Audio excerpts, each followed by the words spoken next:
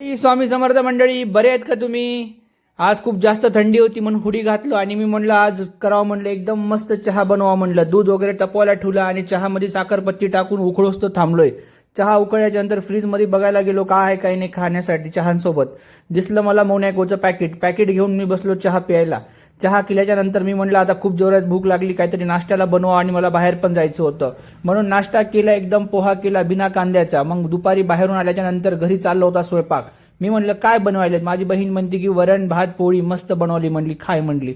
मी म्हणलं ठीक आहे. वरणाला बघलं तर कशी तर्री तर्री आली होती, मस्त लाल लाल. मी पण वाढून घेतलं वरण भात पोळी मीठ सगळं वाढून घेतलं प्रॉपरी. मी म्हणलं जेवण करायचं, कारण पोळीला चुरून मस्त त्याच्यावर वरण टाकून खायला गेलो, कारण चुरून एकदम भारी लागते जेवण म्हणून.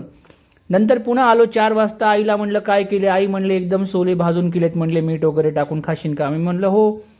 नंतर आई म्हणली घरात मार्डी गोल्ड आहे, म्हणली काहीतरी करून पिऊ.